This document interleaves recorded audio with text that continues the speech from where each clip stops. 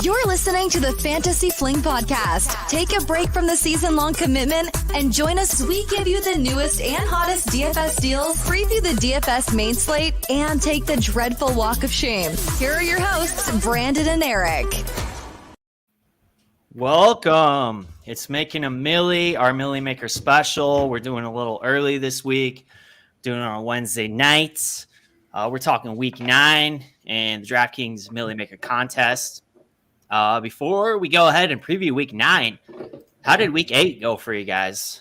I mean, I already know the answer to that, but give me your scores. 107 for the Milli Maker. That was shit.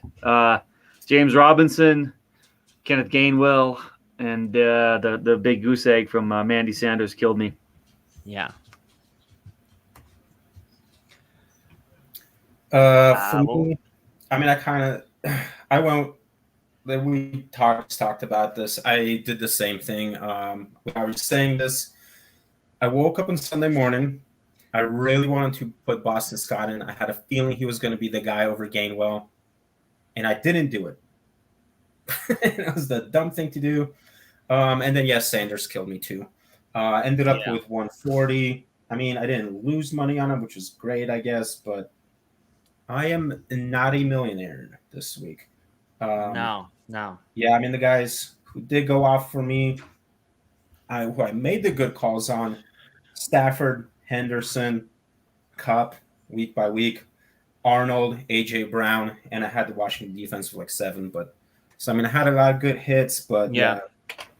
Well, before we get too into the lineups, Paul, you didn't making a milli last week, and the reason being is you drank a bottle of vodka on Friday night. Yes, I did. And by the way, we were recording early on Saturday. It was like 1 o'clock, and you were too hungover to record at 1 p.m. So I woke up, felt like absolute crap, and then I had to just I had to go back to sleep. I just couldn't do it.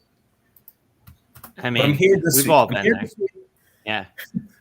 So, a little backstory of why we're actually recording Making a Milli on a Wednesday evening this week. So, I'm traveling this weekend, heading Friday morning to South Carolina for a wedding this weekend. I was invited to a wedding as the dates of this girl I started seeing.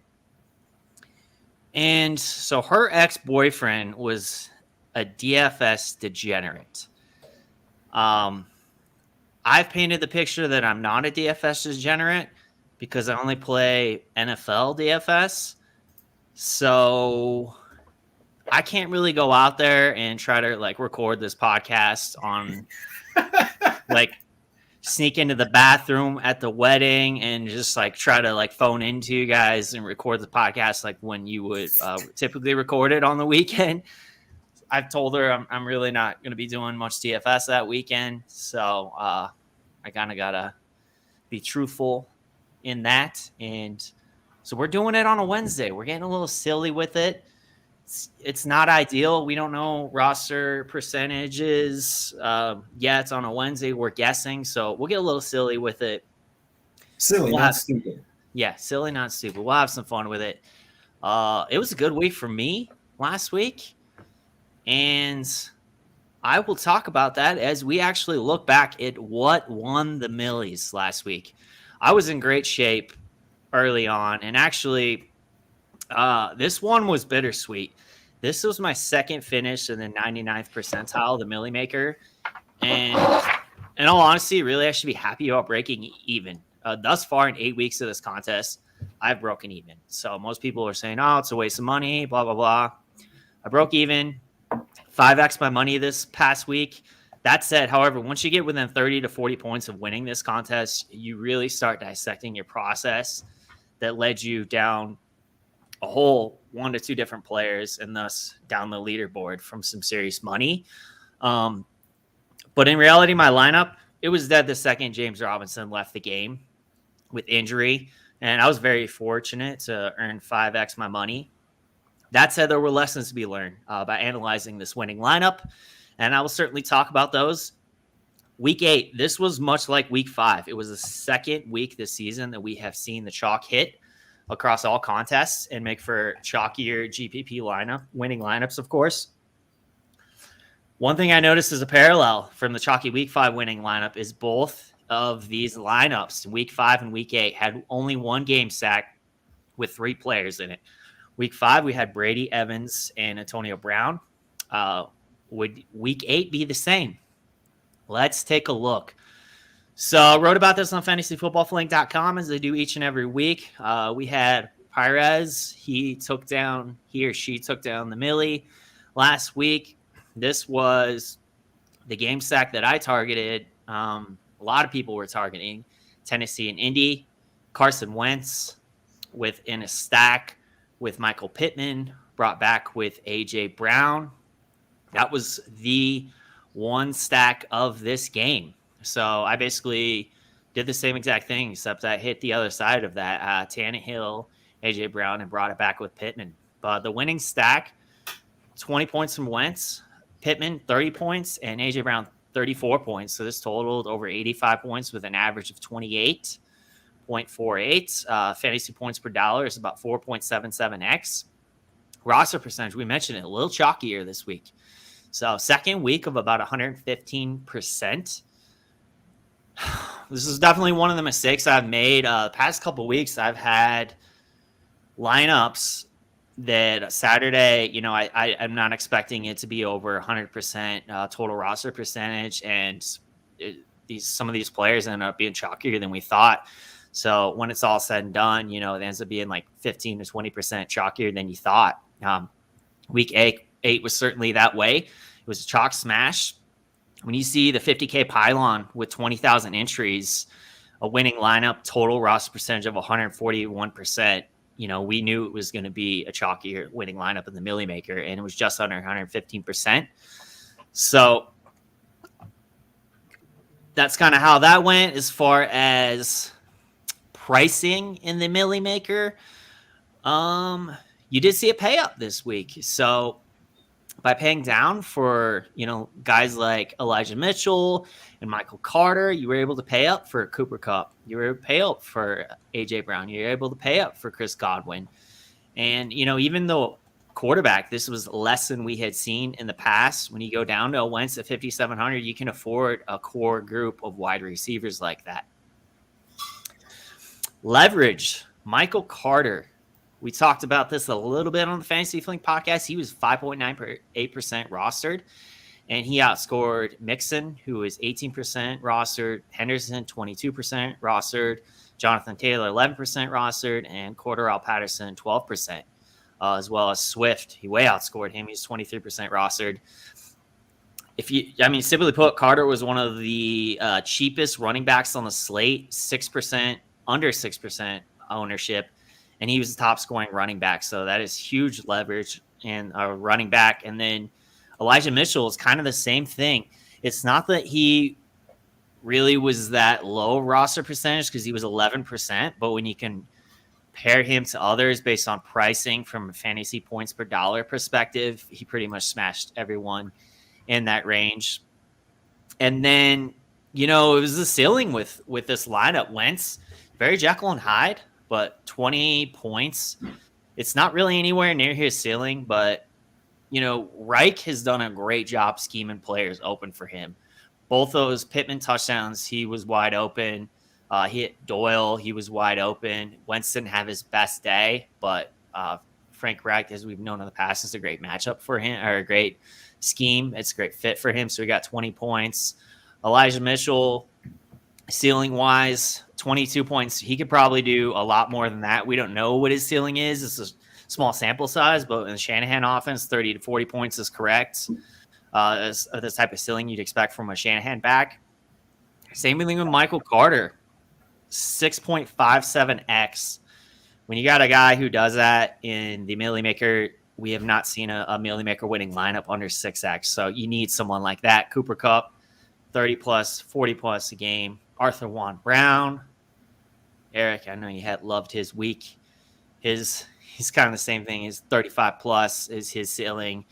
Michael Pittman, this dude is a budding star. His ceiling is certainly high enough at 30 plus. But I'm really wondering what his ceiling truly is with a legit quarterback. And then Godwin, he continues to shine in Antonio Brown's absence. His ceiling is 30 to 35 to 40 plus a game. So you really have it with all these guys here. The type of ceiling that you need, even in a lower scoring week of the Milli Maker, it's enough to get it done. And I will say one of my lessons from my lineups the past couple of weeks is you should, whatever roster percentage projections are, you should probably try to fall in 10 to 15 to 20% below that, because mine ended up being like 130%. And had I, tried to get a little different from that, from the guys that I had, because I believe I had quite a few studs if you're just looking at my lineup here. Like I said, James Robinson got hurt, but when you have James Robinson, Darrell Henderson, Keenan Allen, A.J. Brown, Michael Pittman, Chris Godwin, this lineup is probably going to end up chalkier than you expect it to be. So if I had just got off Robinson, for example, and went down to Michael Carter, then I'm looking to pay up at defense, and who knows, I may have had the nuts lineup. So because I scored 183 points, I was about 42 points away from taking it down. That would be my lesson. Well, let's look ahead to week 9, guys. Yeah, man. So week 9 is the Milli Maker. We have some games to target, as always. Now, specifically with the Milli Maker, I would say, there's always going to be a sneaky game that you might want to target. What game can you maybe look at the slate and say, this game, no one's really talking about it, but I could see this game going higher than projected. So that's something to be cognizant of. The top 5, though, that we got, Chargers and Eagles at 50 points. Chargers have a 25.75 team total. We got the Ravens and Vikings, 49.5 points with the Ravens, 27.5 team total. Bills and Jags at 49 points. Bills with 31.75 team total. That certainly seems like a game to team stack, at least. Cowboys and Broncos, 49.5 points. Cowboys have a 29.5 team total. And the Packers at Chiefs, 48 points. So the Chiefs have 28-point team total. This would probably be the chalk game for the field if we had Rodgers in this game, but we don't. Too bad, man. Too bad. Yeah. Rodgers. It was funny because apparently Rodgers was John Wick for Halloween. Who knows? Maybe that's when he caught COVID at that party. But yeah, that John Wick costume, the memes were hilarious. It was like, it was a good costume. It was like, yeah, he was a great costume. And he was like shooting the gun. And it's like Rodgers going against the Chiefs defense this week. And I was excited for it, but we got robbed of it. It's not going to happen. Yeah. All right. So those are the games, Eric and Paul. We're going to have you guys roll, and I'm going to go first this week. So which stack were you taking? Or which game were you taking, rather? I am taking Justin Herbert, so I'm taking that top stack. Okay. Well, Paul, you outscored me, but you missed the podcast, so yeah, let's go. Number 2. Yeah, go for it. Yeah. All right. Well, with the number 2, I roll a number 2, so that gives me the Ravens Vikings 49.5 over under. Okay. All right. Well, I don't even know what the games are, but here we go. But you don't have the what'd you roll? That was a 2. Okay, can't have mine. Can't have it. That was a 1. All right, can't have that. Oh, all right. 6. Nope. Can't have that. 1 again. Can't have that. Well, goddamn 2. Unreal. Nice. I don't even know where I lost that. What'd you get, Paul? I don't know where I lost someone. Uh-oh. All right, 5. 5. That gives Finally. you Packers Chiefs. Packers Chefs. Yep. Okay. All right. That's kind of what I wanted to go with. There you go. I'm real silly with this one.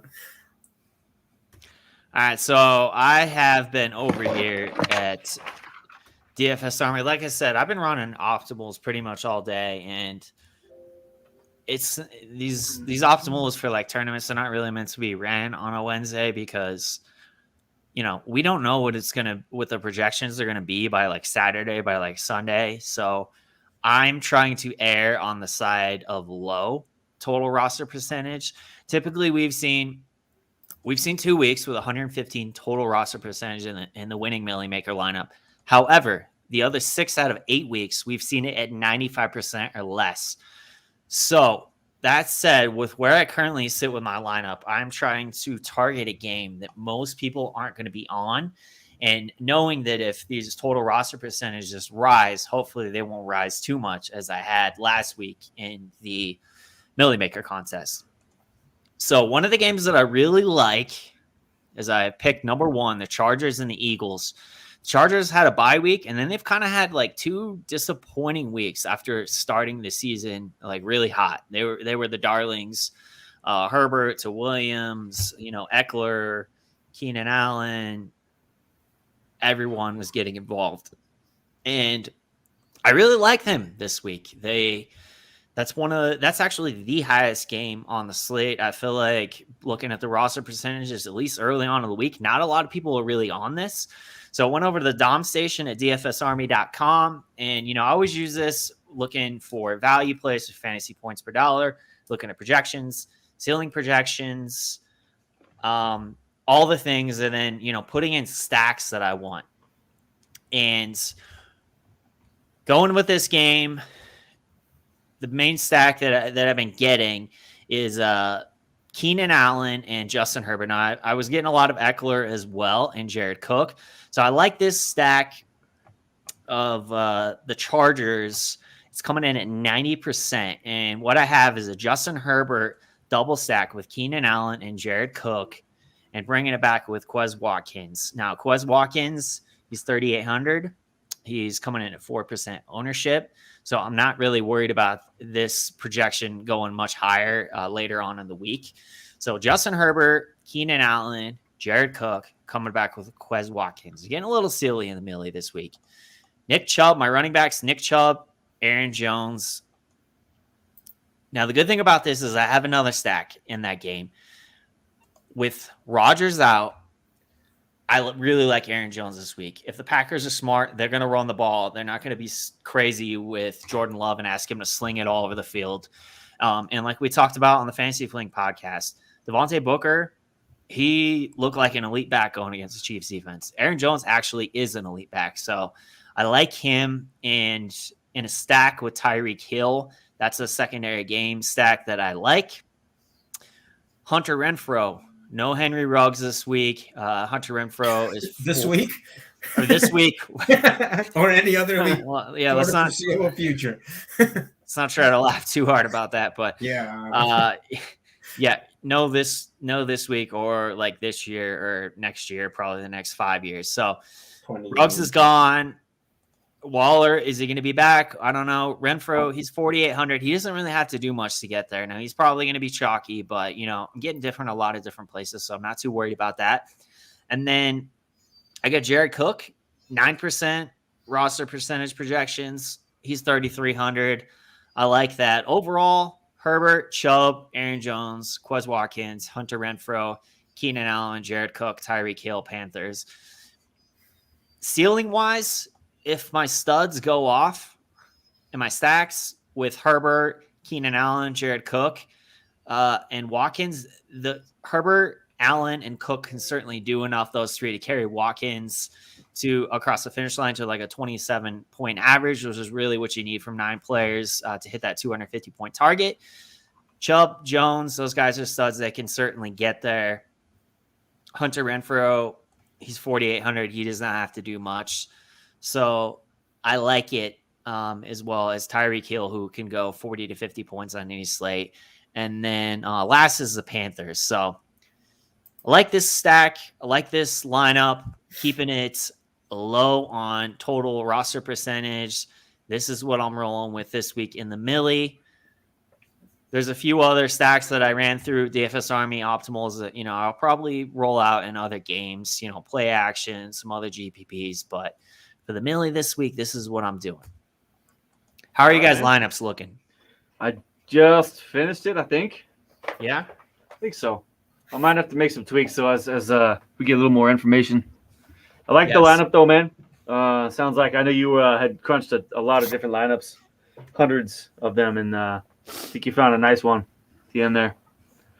Yeah, we'll see how it goes, man. Yeah. It's different enough. Like I said, I got to get more different than I've been getting. I'm not trying to place, win $100 in the Milli Maker. I'm trying to win that motherfucker. Yeah, man. So let's get different. Yeah. Silly. Let's do it. All right, Eric, you want to roll? Yeah, you let's roll do with it. it. I did, man. I rolled what I rolled a 2. Gave me the Ravens Vikings, and actually, you know what? Yeah, we're good. So I had. See, I'm still switching around right now as we talk. Good to go. Sorry. Yeah, just switch. There you go. I hit the wrong button. So I stacked Lamar Jackson with Hollywood Brown.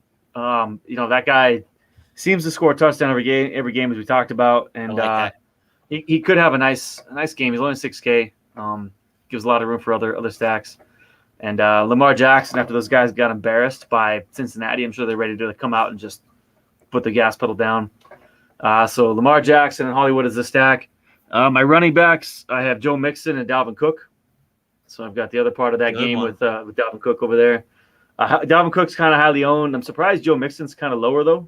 He's around 5 or so. I'm trying to remember where it was. But and then we got the other wide receivers apart from Hollywood Brown. I have Kadarius Toney.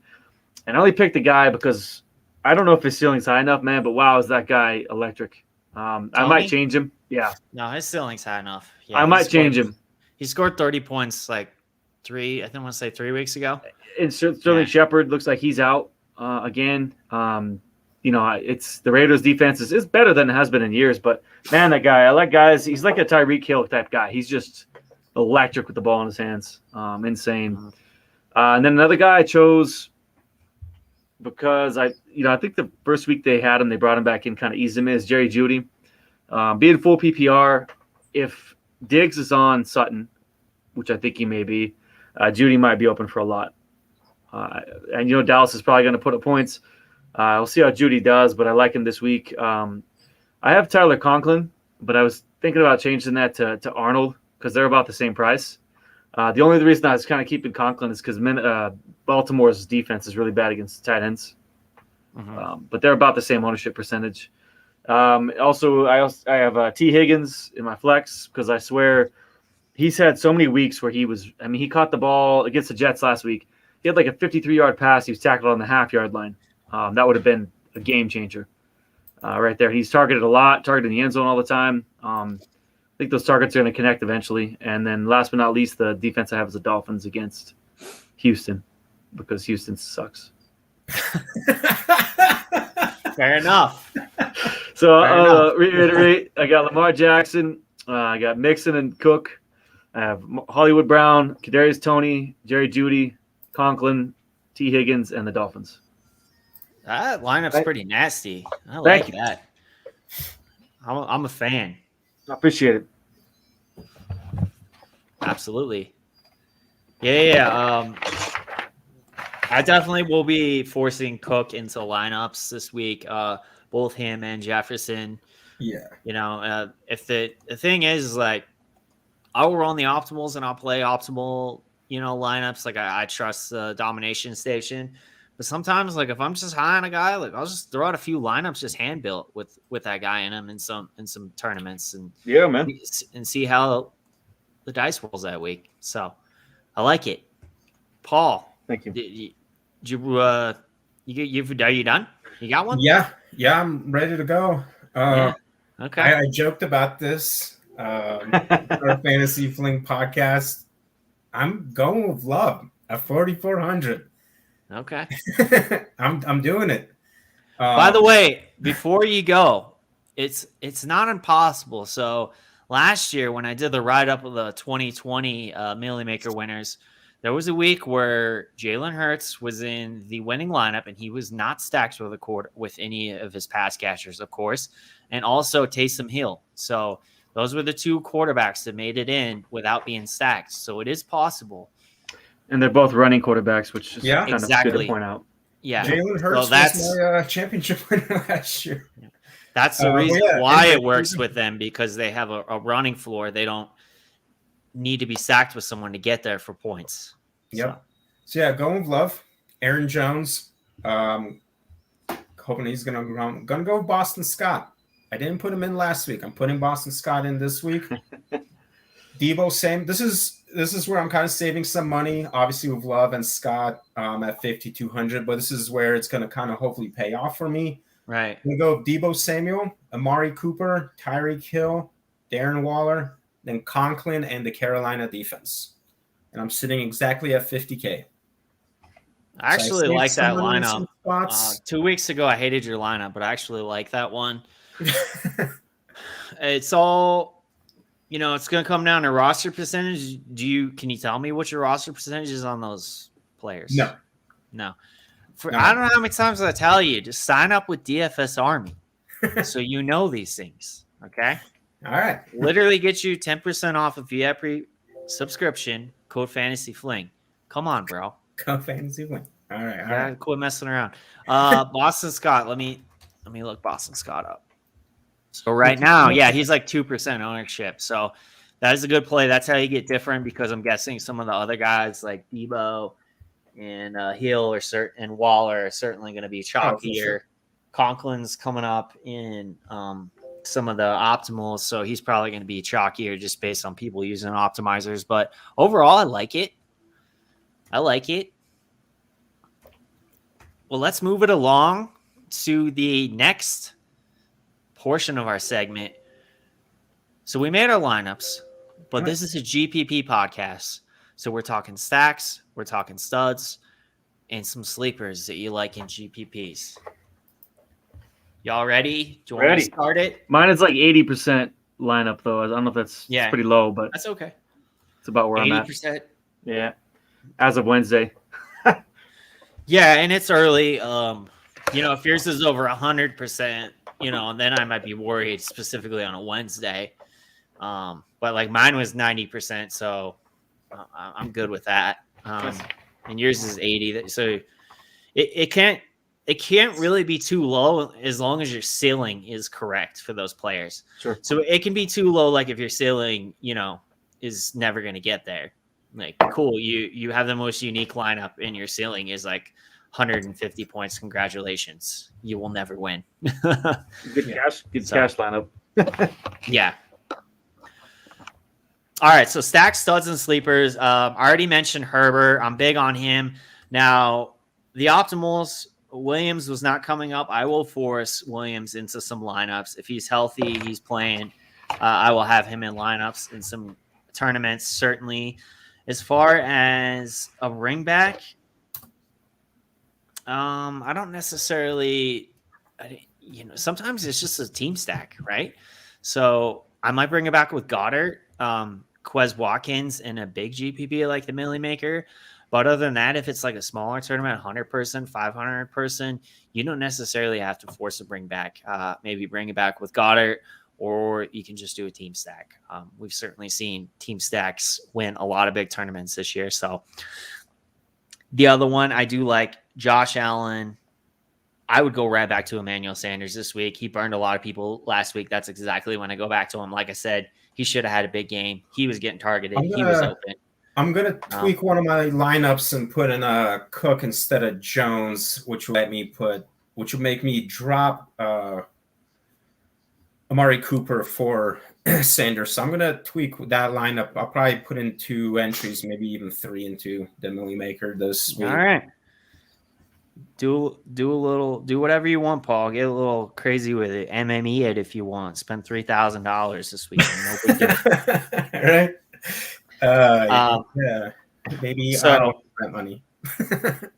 So yeah, the Bills going against the Jaguars. That's another game you could just team stack. I like that. Allen, Sanders, Diggs. You don't have to do a bring back. That said, James Robinson is healthy after he burned people last week, myself included. I might maybe bring him as a bring back, but other than that, I'm probably not. And then the other game, obviously. Oh, sorry, I looked over Lamar.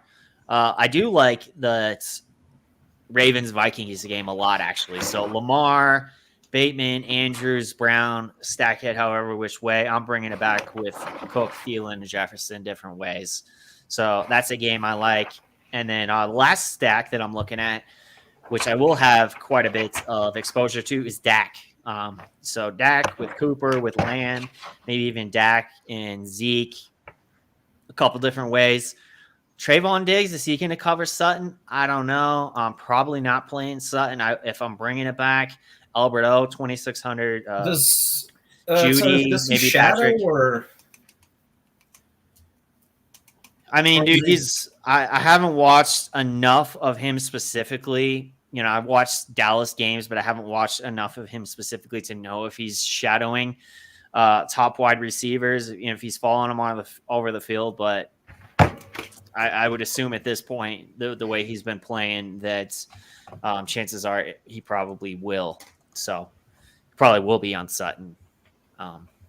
And I'm probably not playing Sutton if that's the case. So Judy, the thing I like about Judy is you can line him up wide, you can line him up in the slot, and he's just a better option for me based on his route running. I like Judy as opposed to Sutton this week if I'm doing those stacks. As far as studs,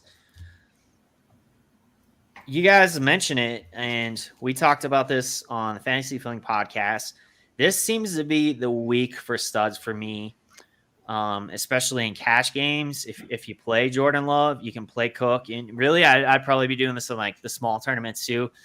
Give me some Love, and I'll play Cook. It's 77 hundo. I'm giving my stud running back some love this week by playing Love. Cook at 77 hundo.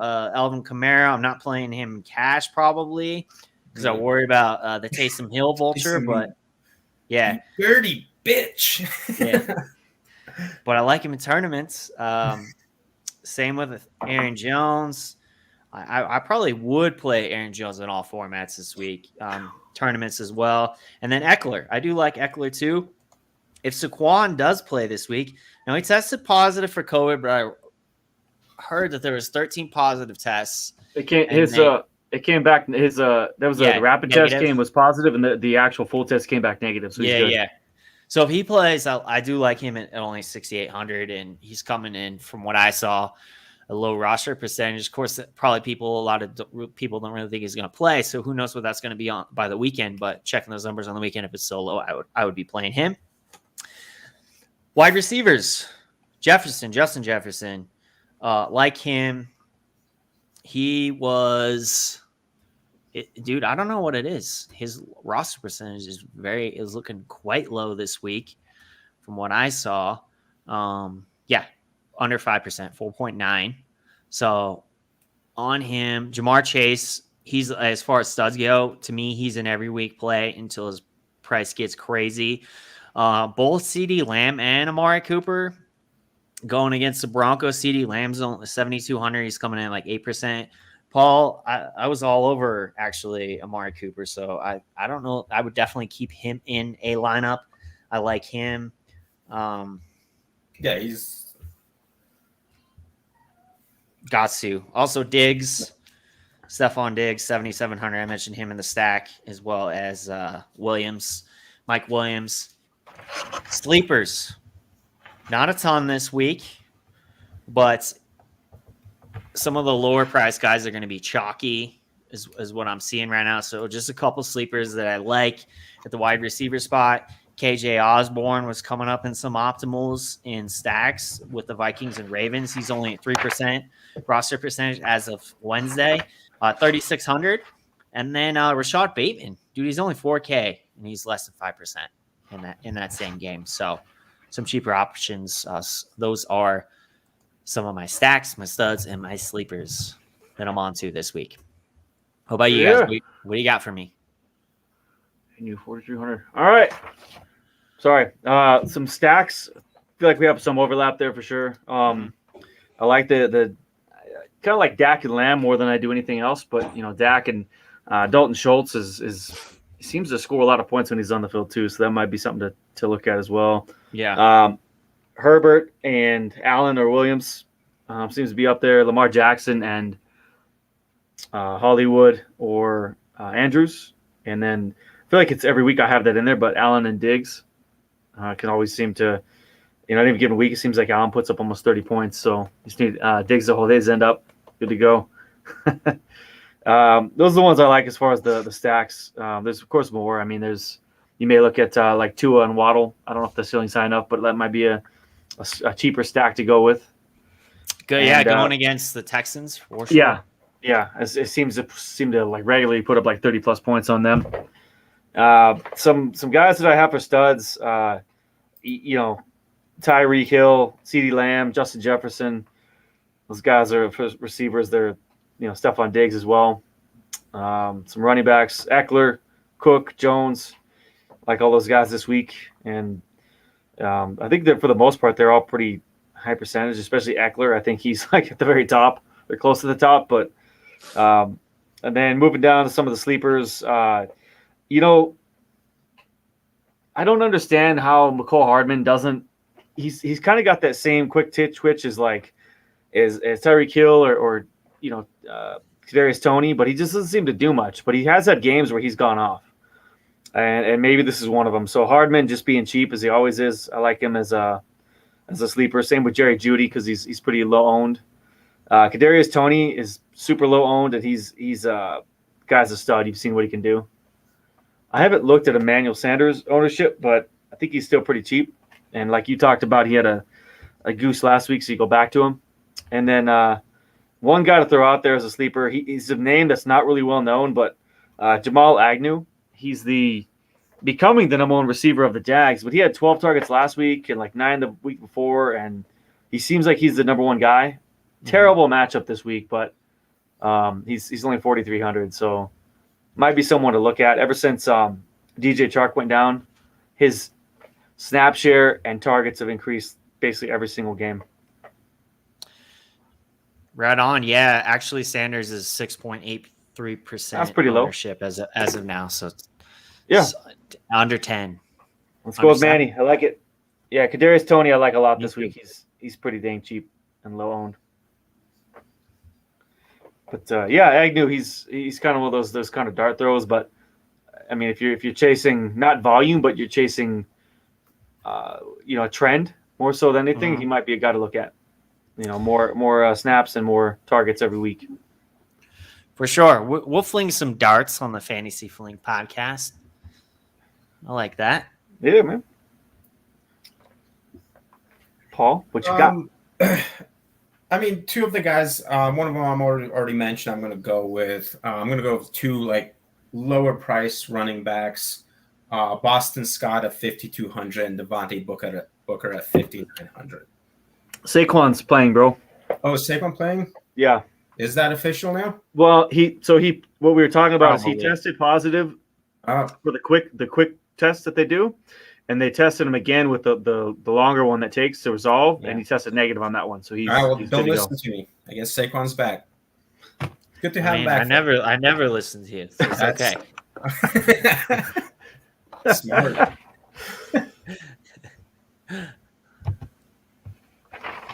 That's all good. Pretty much everything else I'm with you guys on. I see that Dak being back. I see that game being high scoring. Unfortunately, it is against Denver, but Vaughn's gone. Our offense is, all right. I feel like it's gonna give the Cowboys a lot of time on the field. Got any good studs you like? A handful of sleepers?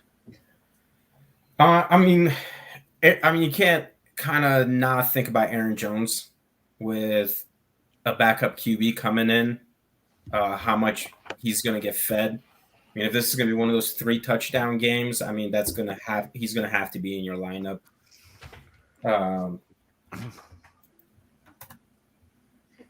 right. Obviously, you always have the big name wide receivers. Jamar Chase, Cleveland, Cincinnati. That game could it could be a really high scoring game. It could always be like one of those ugly division games where nothing happens, but I doubt it's going to go that way. For sure. Well, hey, you don't have to name off a bunch of players if you haven't prepared a list. Yeah. It's okay. 1 or 2 is good. So this is a question we got in the chat, and I'm going to go ahead and say no. But that's just me. I would not trade Godwin and Emmanuel Sanders for DK. Even though I love DK, I wouldn't do it. Man, that's a little closer for me. I think it's a pretty close trade. I think if you have really good depth, I feel like especially when even without Russell Wilson, he seems to be doing okay. But I think I would, if you have really good depth, I think I'd take the DK side of it. But that's just me. And also, I mean, it's close. I mean, if Godwin does much better, of course, with AB being out and Gronk being out, when those guys come back, it's a little more up and down. He's still a great player, but it's a little more high variance when those guys are back. Whereas DK, he's the pure alpha, I think. That's why I'd take him. If you have the depth, if you're kind of like struggling for depth and you're just okay, I'd maybe keep the Godwin side. But if you have good receiver depth, I'd go with DK. Personally.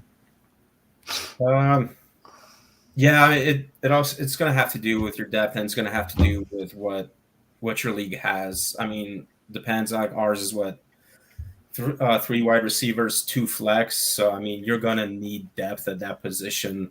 It's DK can put up numbers, but yeah, I mean the other guys can too. That's hard. Yeah, I mean with AB coming back, Gronk coming back. Here's why I wouldn't, is because sure, Wilson will be back soon, but he's not playing this week. And I mean, what's your record? I feel like Godwin, he's had a great year so far. Granted, AB has been out and Gronk has been out, but we don't actually know exactly when AB is going to be back. Have we heard on that? Is he for sure going to be back this week? Like we just don't know. Like you don't always know with these injuries, and that muddies the answer to this question. And Emmanuel Sanders, like I said, he's played well. He's been a good guy for you every week, with the exception of last week, and that was really not his fault. It was just one of those crazy games. So I would hold, but I mean, you can't really go wrong with either side of it, I'm guessing.